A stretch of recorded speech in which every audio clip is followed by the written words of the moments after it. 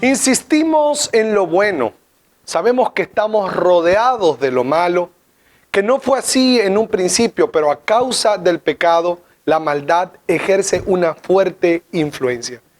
Dice Primera de Juan capítulo 5, versículo 19, sabemos que somos hijos de Dios y que el mundo entero está bajo el control del maligno.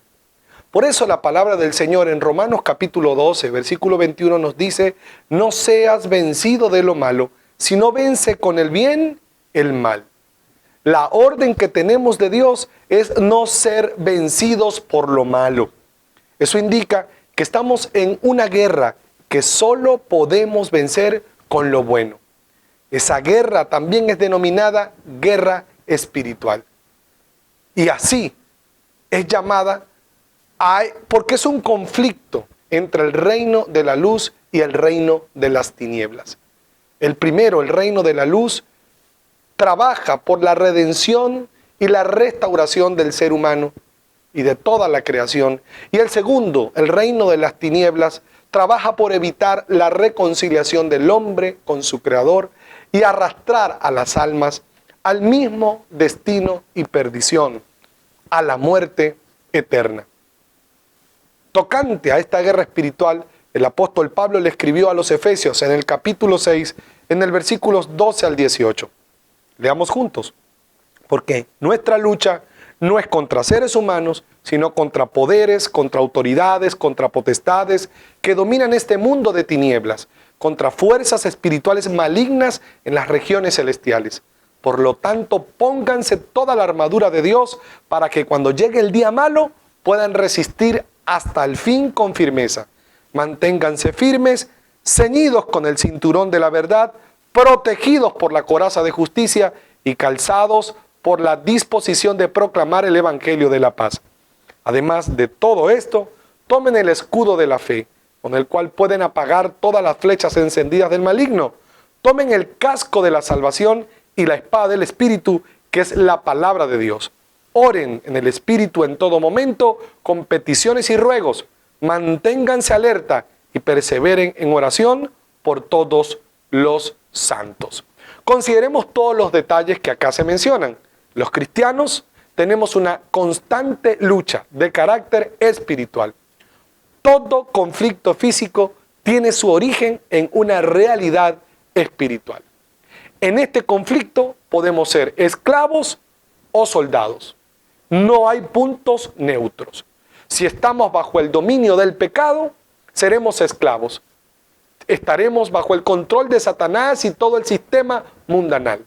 Recuerden que el que practica el pecado, esclavo es del pecado. Pero si nos hemos aliado a Cristo, abriéndole nuestro corazón, tomándonos en serio con Él, viviendo para Cristo a pesar de nuestras debilidades y errores, entonces nos convertimos automáticamente en soldados de Cristo, en soldados de la luz. Las fuerzas malignas no tienen poder porque Cristo venció sobre ellas en la cruz.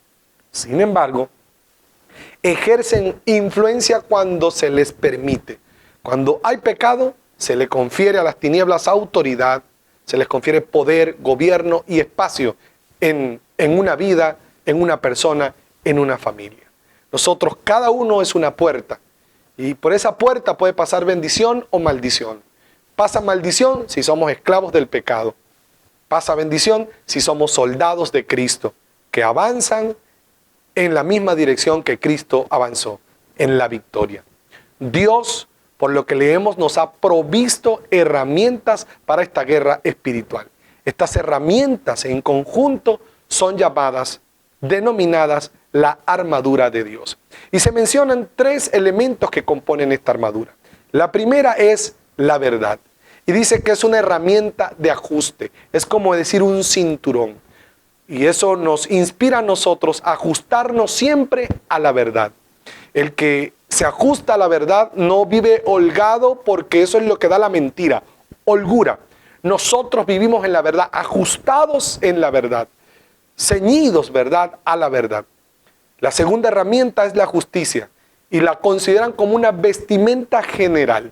Nosotros debemos vestir de justicia, que nos cubra la justicia, ¿sí?, para que nosotros podamos estar bien armados. Es parte clave de nuestra vestimenta espiritual que nosotros siempre insistamos en hacer lo que es correcto, lo que está bien, lo que es justo, lo que sabemos que se alinea al corazón de Dios. Y esa es una de sus virtudes. La Biblia dice que Dios es justo. Nosotros debemos caminar en esa misma dirección, con la verdad como cinturón y la justicia como vestimenta. El tercero es el Evangelio. Y dice que el Evangelio es nuestro calzado. Nosotros debemos vestir siempre porque hermosos en nuestra vestimenta, o calzar siempre con el Evangelio. Hermosos son los pies de los que anuncian la paz, escribió Pablo a los romanos. Es decir, que cuando nosotros activamos el compartir nuestra fe, estamos caminando con el Evangelio, no estamos caminando descalzo. El cristiano que no comparte el Evangelio camina descalzo por esta tierra. Pero el cristiano que comparte el Evangelio, que comparte su fe, que da buen testimonio de su fe, es una persona que está bien calzada y que camina en la bendición del Evangelio. La cuarta herramienta es la salvación. Dice que es como el casco, la protección para nuestra cabeza. Siempre estar persuadidos y convencidos que gracias a nuestra fe somos salvos. Nuestros nombres están inscritos en el libro de la vida y nada ni nadie nos podrá borrar de allí. Dudar de eso, amados, es perder entonces en esta guerra espiritual. No permitas que el enemigo te haga dudar de quién eres. Somos salvos, somos hijos de Dios. ¿Recuerdas tú que el diablo trató de hacer dudar a Jesús de su identidad como hijo cuando le dijo, si eres hijo de Dios, di que estas piedras se conviertan en pan? Entonces no dudemos ante las necesidades a nuestro alrededor de que somos salvos, de que somos hijos de Dios. Eso debe proteger siempre nuestros pensamientos. Por eso la salvación se presenta como el casco que cubre nuestra cabeza. La quinta herramienta que se menciona es la fe. Y dice que la fe es un escudo. A través de la fe nosotros podemos defendernos de los ataques del enemigo, que busca siempre derribarnos. Así que mantengámonos firmes en la fe. La sexta herramienta de la armadura es la palabra de Dios. Y la presenta como un arma de ataque. Dice que es la espada del Espíritu. Con la palabra nosotros atacamos. Cuando Jesús era atacado por Satanás, él se defendía con la palabra. Y la última herramienta que se presenta es la oración. Porque la oración es el medio de comunicación. En la guerra convencional la comunicación es muy importante para los ejércitos. Así nosotros debemos mantener siempre la comunicación a través de la oración, la conexión con Dios, porque un cristiano que ora es un cristiano que va a vencer siempre en la guerra espiritual, porque está conectado con su Señor. Leamos ahora lo que dice la palabra del Señor en 2 Corintios, capítulo 10, versículo 4. La palabra de Dios allí señala que nuestras herramientas en Dios son poderosas. Dice, las armas con las que luchamos no son del mundo, sino que tienen el poder divino para derribar fortalezas. Aquí se explica que nosotros estamos en una milicia. Se reconfirma que somos parte de un ejército y que somos soldados de Cristo. Además dice que nuestras armas no son carnales, no son terrenales, no son de este mundo, que la influencia de nuestras armas es espiritual. Y nuestras armas en Él son más poderosas que las armas de esta tierra. También se dice que con nuestras armas espirituales podemos destruir cualquier fuerza del enemigo, cualquier cosa que el enemigo levante contra nosotros. Y esto nos hace ver la realidad de esa guerra espiritual. La guerra espiritual es más que un elemento de nuestra oración, de nuestra intercesión. Como muchos han creído, hagamos guerra espiritual, reprendamos el diablo y lo echamos fuera. Eso es más que eso. La guerra espiritual es acción, aunque tiene mucho que ver con esa proclamación verbal. Proclamar la palabra como persuasión de lo que creemos es nula totalmente si nuestros hechos no son congruentes con nuestras palabras. De nada nos sirve gritar y reprender al diablo y zapatear si nuestra vida no se alinea a lo que Dios pide de nosotros. O sea que lo que nos hace poderosos en la guerra espiritual es vivir dando testimonio, es vivir en la luz, es vivir en la justicia, es vivir en la verdad, es vivir en lo correcto, es la persuasión de nuestra fe. Eso sin duda nos va a hacer vencer. Allí vamos a poder vencer con lo bueno y no vamos a ser vencidos de lo malo. Así que la guerra espiritual requiere que tengamos ese entendimiento de que si nosotros vivimos para agradar a Dios, en mucho hemos avanzado en la guerra, en la batalla que el diablo nos presente. Porque el enemigo no puede contra una persona que se mantiene firme en la fe, contra una persona que vive una vida correcta, una vida justa, contra una persona que insiste en vivir en la verdad. ¿Sí? Eso tiene un poder que afirma y confirma toda proclamación verbal y que nos da una autoridad tremenda. Recordemos que cuando Jesús comenzó la predicación, ordenaba a los espíritus inmundos y la gente a su alrededor se sorprendía y decía, ella habla como quien tiene autoridad, y los demonios se sujetaban. ¿Por qué? Porque tiene autoridad moral, su conducta, su manera de vivir, su forma de ser, la manera como se conducía comúnmente, le daba una autoridad única para vencer toda artimaña del enemigo. Por eso entonces, al tener ese entendimiento y combinarlo con visión espiritual, porque no todos son demonios, no todo es el diablo, hay que tener entendimiento, hay que ver, ¿verdad? No dejarnos arrastrar por las circunstancias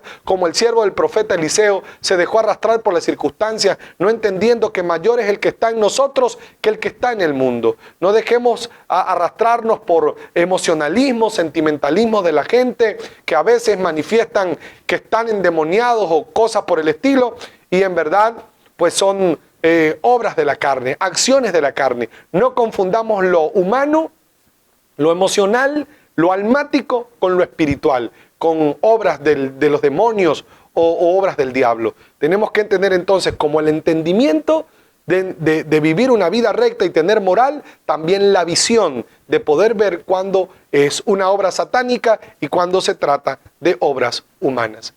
Y como ya les había mencionado, Jesús nos muestra un ejemplo de batalla espiritual cuando fue tentado. Vamos a leer juntos el Evangelio de Mateo, capítulo 4, versículos 3 al 11, para recordarlo. Dice que el tentador se le acercó y le propuso: si eres hijo de Dios, ordena a estas piedras que se conviertan en pan. Y Jesús le respondió: escrito está, no solo de pan vive el hombre, sino de toda palabra que sale de la boca de Dios. Luego el diablo le llevó a la ciudad santa e hizo que se pusiera de pie sobre la parte más alta del templo y le dijo: si eres el Hijo de Dios, tírate abajo, porque escrito está, ordenará que sus ángeles te sostengan en sus manos para que no tropieces con piedra alguna. También está escrito: no pongas a prueba al Señor tu Dios, le contestó Jesús. De nuevo lo tentó el diablo, llevándolo a una montaña muy alta, y le mostró todos los reinos del mundo y su esplendor. Todo esto te daré si te postras y me adoras. Vete, Satanás, le dijo Jesús, porque escrito está: adora al Señor tu Dios y sírvele solamente a Él. Entonces el diablo lo dejó y unos ángeles acudieron a servirle. Aquí vemos que Satanás atacó a Jesús. Y si atacó a Jesús, seguramente también te va a atacar a ti. De que nos va a atacar, nos va a atacar. Porque quiere derribarnos, quiere arrastrarnos al pecado, quiere hacernos dudar de nuestra identidad, quiere vencernos. El ataque del diablo siempre va orientado a que nosotros le demos la espalda a Dios. Y Jesús enfrentó el ataque con fe y con la palabra de Dios. Bendito el Señor que tenemos la fe. Por eso estamos aquí. Tenemos la fe y estamos aprendiendo y profundizando acerca de la palabra del Señor para que podamos vencer al diablo. Tengamos en cuenta lo que nos dice Dios acerca del diablo. En 1 de Pedro capítulo 5 versículo 8 nos dice: sean sobrios y sean vigilantes, porque su adversario el diablo, como león rugiente, anda alrededor buscando a quien devorar. Además, en Santiago capítulo 4 versículo 7 nos dice: sométanse pues a Dios, resistan al diablo y huirá de ustedes. Aquí se nos ordena claramente que debemos ser sobrios. Esto significa que debemos estar atentos. Número 2, que debemos velar. Eso significa ser vigilantes, estar listos. Esto no significa hacer un culto largo los viernes en la noche y hacer vigilia, aunque es una estrategia que si queremos, estamos motivados, podemos hacer. No es a lo que se refiere acá la palabra del Señor. Usted puede hacer cultos largos o lo que se llama vigilia todos los viernes y descuidarse. Por tanto, entonces el Señor nos dice que aparte de vivir atentos, de vivir una vida sobria y no dejarnos embriagar por las cosas del mundo, por las distracciones, por las dificultades, porque cualquier cosa en exceso nos embriaga, también debemos mantenernos vigilantes, atentos, despiertos. No nos durmamos porque el diablo anda como león rugiente, anda buscando devorarnos. Además, por lo que dice Santiago, debemos ser gente obediente a Dios. Eso es clave para la guerra espiritual, la obediencia a Dios. ¿Por qué? Contra un creyente obediente, el diablo no tiene un arma poderosa con que derribarlo, con que destruirlo. Mientras nosotros mantengamos la obediencia, nos mantendremos siempre en victoria en la guerra espiritual. O sea que la guerra espiritual es más que orar, es más que proclamaciones. La guerra espiritual es vida, es testimonio, es compromiso con Dios. Porque si eres obediente, vas a vencer al diablo. Pero si eres desobediente, estás totalmente desarmado, totalmente débil, frágil, en una posición desfavorable frente a los ataques del diablo. Número 4 dice que debemos resistir al diablo. Ese quiere decir hacerle frente. ¿Y cómo? Con el Evangelio. Amados, mientras estemos activos compartiendo el Evangelio, que conlleva también edificar a la iglesia, nosotros vamos a poder resistir al diablo. No se resiste al diablo asumiendo una posición neutra. Un cristiano neutro que no se congrega o que se congrega pero no tiene compromiso, es un cristiano que está débil frente a los ataques del diablo. Es un cristiano que no tiene fortaleza para enfrentar a las tinieblas, pero un cristiano activo en el poder del Evangelio, que predica, que está involucrado en el ejército, está en forma para cualquier batalla espiritual. Mientras Dios ocupe el primer lugar, el diablo no tendrá en tu vida ningún tipo de autoridad. No tendrá poder, ni dominio, ni lugar en tu vida.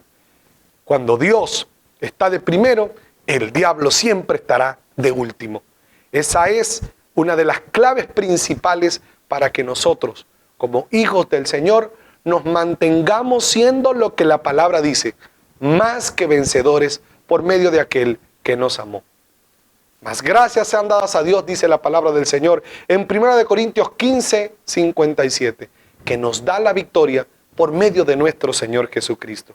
Por eso es clave entonces que nos mantengamos firmes en el Señor. La Biblia dice, Pablo le escribió a los Corintios, que deben tener cuidado el que cree que está firme, cuidado de no caer. Debemos ser vigilantes de nuestra vida, de nuestro testimonio, manteniéndonos en la intercesión para que nos mantengamos así, amados, victoriosos en la guerra espiritual. Hay una batalla que no debemos ignorar. En esta batalla vamos a ser vencedores mientras nosotros sigamos lo que la palabra del Señor nos dice que debemos y tenemos que hacer. Cierra tus ojos, abre tu corazón. Pídele en este momento al Señor que te dé la sabiduría, el discernimiento y la visión espiritual, que te dé la fortaleza y el entendimiento en esa fortaleza para que puedas ser vencedor y vencedora en el Señor. Aprovechemos estos segundos para conectarnos con Dios en oración y continuar recibiendo ahora allí por el Espíritu revelación, discernimiento, visión espiritual. Oremos juntos, amados.